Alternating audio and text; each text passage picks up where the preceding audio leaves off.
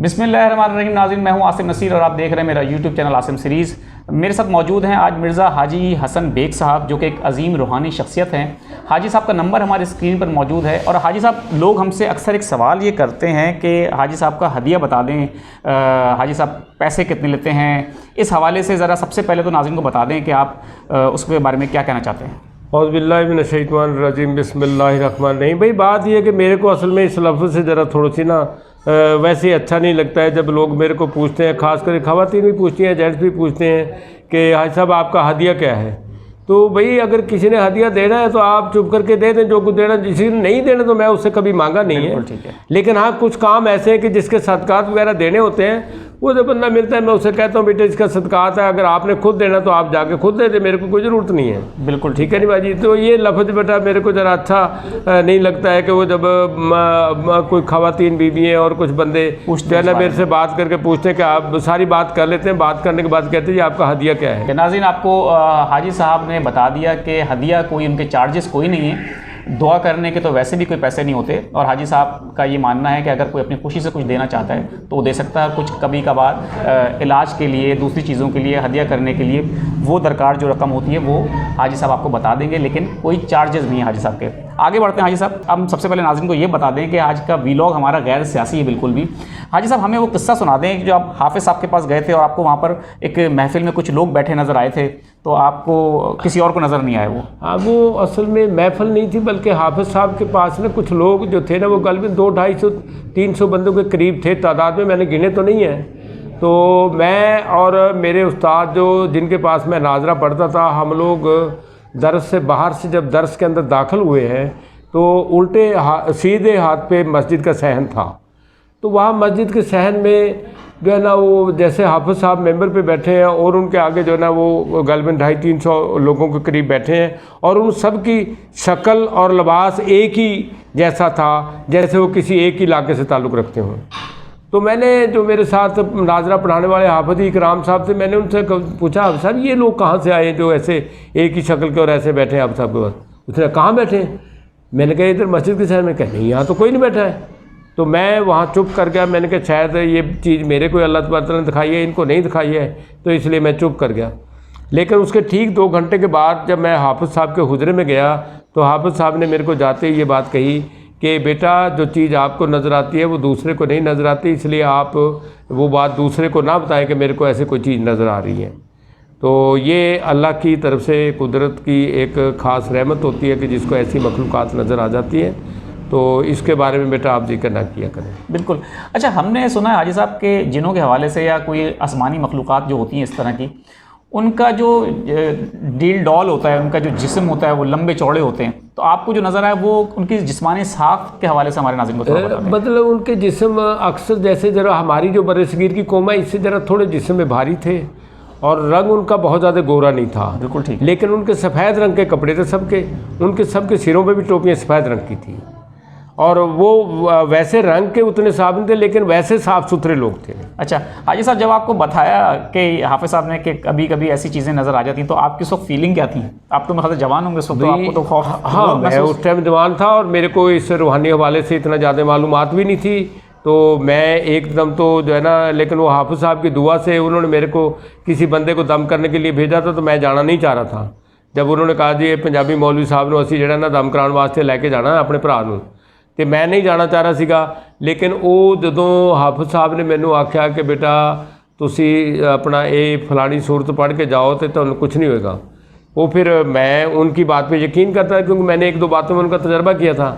तो जब मैं वहाँ गया हूँ और मैं जाकर उस बंदे को दम किया और वो बंदा ठीक हो गया, तो उसके बाद मेरे को हाफिज़ साहब की हर बात पे यकीन था कि हाफिज़ साहब जो उनके पास रूहानी ताकत है, उसके बाद वो जो बात कहते हैं उसके ऊपर वो पैरा भी देते हैं और वो पूरी होती है। अच्छा, एक और वाक़या आप हमें बता रहे थे, हमारे नाज़रीन के साथ वो शेयर करें कि जिसमें आप एक जिन से आपकी मुलाकात हुई और आपने उसके बाद बैठ के खाना भी खाया और आपको बाद में पता चला आपको बुखार भी चढ़ गया। हाँ जी, वो बेटा मकबूल साहब नाम का एक जिन्नात था, और वो हमारे दरस से कोई गलबन 4-4.5 किलोमीटर के फासले पे एक दरस था मौलाना रशीद अहमद साहब गंगोही साहब के शहर में। तो जब वो साहब जो है ना वहाँ रोज़ाना हमें रात को जो है ना अपना मगरिब के बाद आया करते थे हमारे पास, अब ये नहीं पता वो किसके दोस्त थे, लेकिन मेरे साथ उनकी वहाँ दोस्ती बहुत ज़्यादा हो गई थी। किस हवाले से वो आए थे ये भी मेरे को नहीं पता किसके हवाले से आए थे, लेकिन वो मैं अपना उनको रोज़ाना जब भी अपना हमारा खाने का टाइम होता था मगरिब के बाद, तो जब उनको हमने खाने के लिए कहना तो वो अपना कहते थे कि अपना जनाब आज साहब नहीं आप खाना खाएं, लेकिन हमने कहना यार आ जाओ यार खाना खा रहे दस्तरखान पे थोड़ा बहुत चख लो। तो वो जो उनकी ख्वाहिशात होती थी वो उसके मुताबिक खाना खा लेते थे। उसके बाद वो चले जाते थे मिल जुला के, तो मैं समझा कि शायद अपना ना ये यहाँ से साइकिल पे या किसी तांगे पे या रिक्शे पे जाते हैं। बिल्कुल। लेकिन वो ऐसे नहीं जाते थे, वो तो जहर बता जन्नात की वो थे, वो जैसे मरीज जाते थे पता नहीं वल्लाह लंबे सुबह आँखें बंद करके जाते थे या कैसे जाते थे। तो एक दिन मैं उनके साथ जो है ना दर्द से बाहर जो है ना खड़ा हूँ और चाँद माशाल्लाह पूरा चढ़ा हुआ था। तो जैसे हम दोनों को तो बराबर खड़े हैं, तो हमारी यानी मेरी लेफ़्ट साइड पे और उनकी राइट साइड पे ऐसे चाँद चढ़ रहा था। तो मेरी जब निगाह पड़ी है कि इधर अपने जिधर लेफ़्ट साइड वाली साइड पे, कि मेरी जो परछाई थी वो परछाई बहुत लंबी थी और उनकी परछाई नहीं थी। अच्छा। तो मैंने ये सुना हुआ था कि जिन्नात की परछाई नहीं होती है या मखलूक़ात की परछाई नहीं होती, तो मैं एकदम डर गया।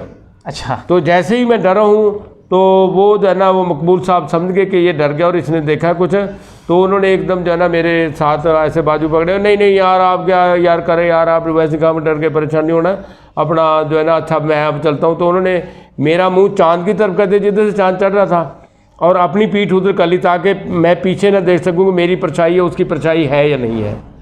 तो उसके बाद वो कह लगा अच्छा जी मैं चलता हूँ। वो जैसे जल्दीबाजी में बोलते थे वो चले गए। मैंने नहीं फिर देखा कि वो तांगे में बैठे या पैदल गए कैसे गए। लेकिन जैसे ही मैं अंदर आया हूँ और आके मेरे को बुखार चढ़ गया और बेटा रात को सारी रात बुखार रहा, मैं डर गया, खौफजदा हो गया। लेकिन सुबह नमाज के टाइम में जब उठ के अपने उस्ताद मोहतरम से कहा नमाज पढ़ के कि जनाब मेरी आज तबीयत ख़राब है, मेरे को बुखार बहुत ज़्यादा चढ़ा रहा, इसलिए मैं आज आपको सब जो है ना ज़ुहूर के बाद सुनाऊँगा, ज़ुहूर की नमाज पढ़ के फिर आपको सुनाऊँगा याद करके। तो उन्होंने कहा कोई बात नहीं बेटा। तो वो जब मैं लेटा हूँ नमाज पढ़ के, तो वैसे ही मेरे को एकदम वो ख्वाब में आके मिले और उन्होंने मेरे से कहा यार तुम यार वैसे ही डरते हो, मैं तुम्हारा दोस्त हूँ यार, मैं ठीक है मैं जन्नत में से हूँ, लेकिन ये थोड़ी है कि मैं आपको डराने के लिए आता हूँ यार, मैं तो आपसे प्यार करता हूँ। तो वो अपना जो है ना जैसे उन्होंने ख्वाब में ये बात कही और मेरी आँख खुल गई और बुखार भी उतर गया। और उसके बाद मैं उठा हुआ जो किया पढ़ा सबकी याद किया, अपने उस्ताद मोहतरम को सुनाया। तो उसके बाद जो है ना फिर मैं 4-5 दिन उनके बारे में सोचता रहा यार वो आया नहीं है। तो वो रोज़ाना सोचता था कि यार वो आया नहीं है, इस टाइम आता था, मेरे को उम्मीद होती थी कि जैसे वो आ जाएगा अभी। तो लेकिन 4-5 दिन के बाद फिर वो आया और उसने आके मेरे से कहा यार हाजी साहब मैं नहीं आता हूँ तो तुम याद करते हो, और जब आ जाता हूँ तो तुम यार कहते हो कि यार ये जनाजा मैं इन्हीं से मिलना, मैं तो आपसे प्यार करता हूँ। तो बहरहाल मतलब कि वो जो है ना अपना चले मतलब फिर आते रहे मेरे पास जब तक मैं वहाँ दर्स में रहा हूँ, कुछ अर्सा रहा हूँ, उसके बाद फिर 6-7 महीने, लेकिन बहरहाल वो आता रहा मेरे पास। और लेकिन फिर ये बात जाहिर नहीं हुई किसी को भी कि वो जन्नात है। लेकिन बड़े हाफिज़ साहब हमारे जानते थे कि जन्नात का बच्चा है, उन्होंने भी कभी किसी से कोई बात अच्छा, नहीं की। आपकी दोबारा कभी मुलाकात हुई, आपने ख्वाहिश का इजहार किया और दोबारा आपसे? हाँ, मैं ज़िंदगी में कई ऐसे मसाइल, कई ऐसी परेशानियाँ पाकिस्तान में आई हैं, तो उस वक्त मैंने जब भी उनको रात को याद किया है और वो आए हैं।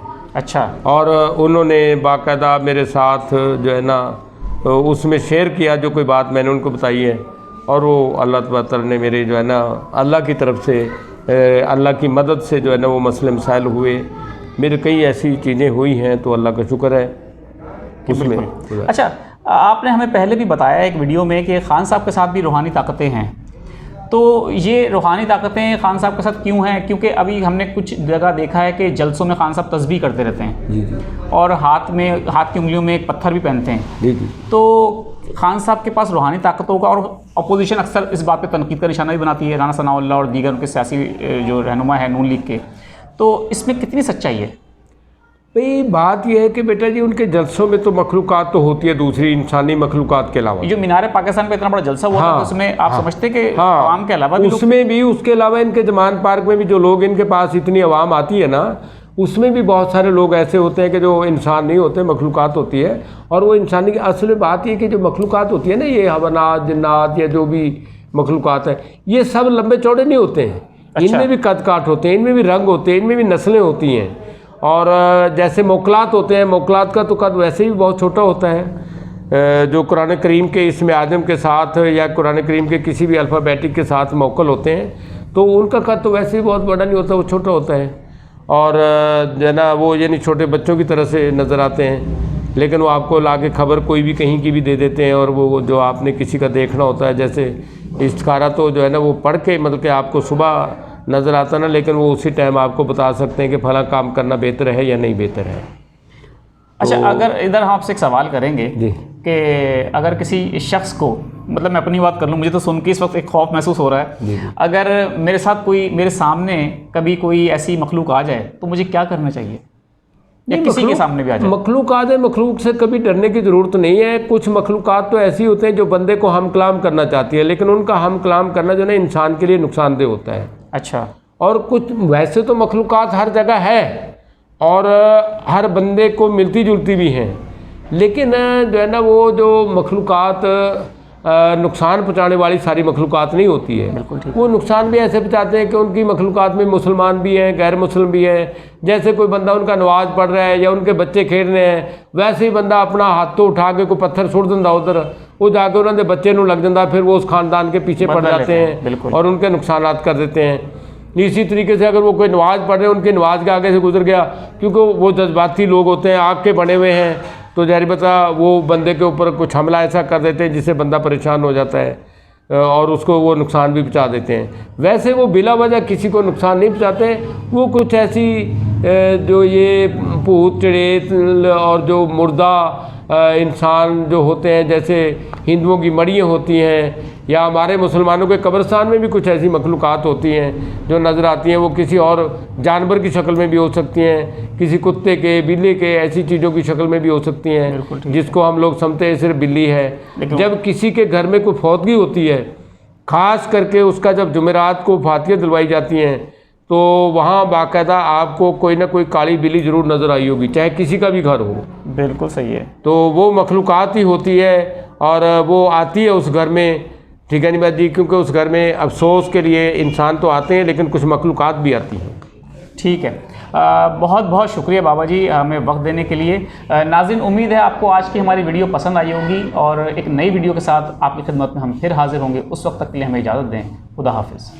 अल्लाह पाकिस्तान की खैर करे, अल्लाह ताला पाकिस्तान के ज़ाहिरी बात में दुश्मनों को तबाह बर्बाद करे और अल्लाह ताला पाकिस्तान के जो मुखलिस लोग हैं, चाहे वो कोई भी है, चाहे सड़क पे बैठा मोती भी, अल्लाह ताला उनकी हिफाजत करे। ठीक है बाबा जी, आखिर में हम पाकिस्तान के लिए एक नारा लगाएंगे, पाकिस्तान जिंदाबाद।